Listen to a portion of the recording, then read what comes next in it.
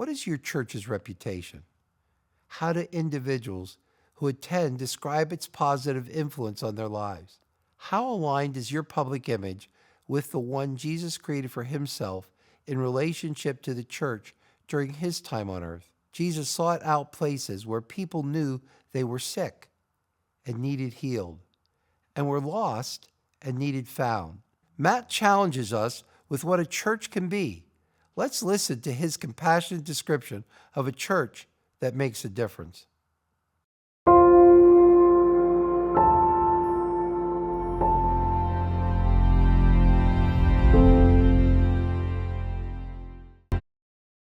So I'm sitting at this diner talking with a pastor, and I asked him how his church teaches about pornography. And he says to me, and I'm paraphrasing, I think some churches might be uncomfortable with this topic when there are, so many things we want to address in our community, things that, more people are concerned about. We don't want to be the porn church.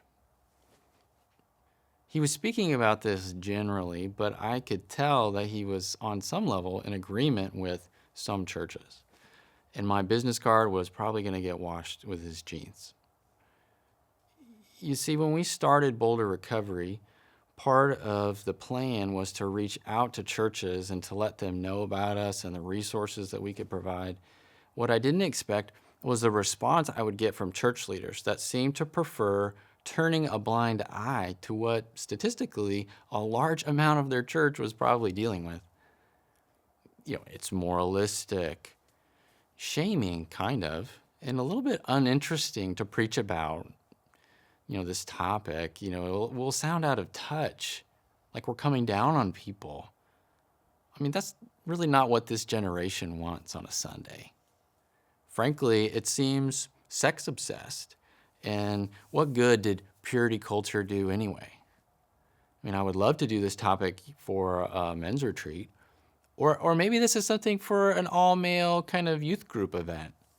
Women don't want to be exposed to this, and on Sunday there might be kids in the room, and we don't want to put ideas in their heads. We really don't have that problem in our church anyway. Oh man, could you imagine if we stirred something up? There would be just a flood of issues swamping our staff.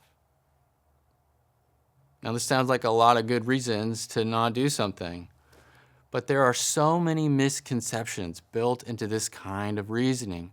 We end up modeling for our people the kind of issues that perpetuate sexual brokenness rather than heal it. Like when we don't communicate about sex, we are communicating that talking about sex is weird. And it makes it so hard for women to feel safe to get help when everything is for men and teen boys.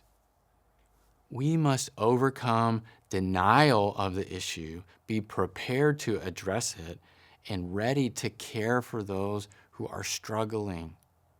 So here are some suggestions on how to be brave and compassionate and address porn in your church.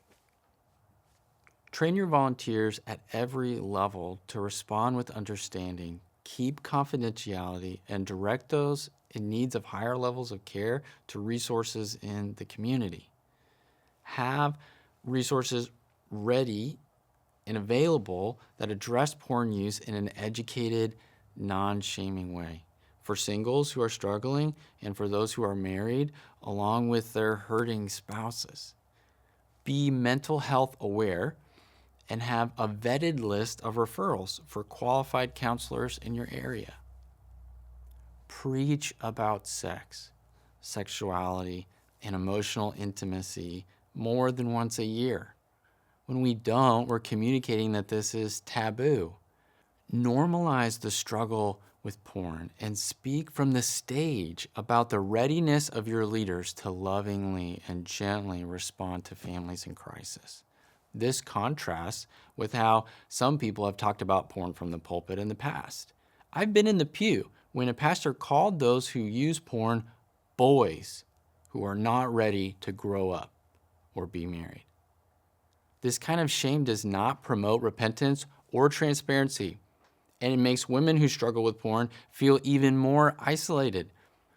Support meetings and resources should not require a secret password to find out about. Rather, they should be talked about in open, and leaders that are involved should be celebrated.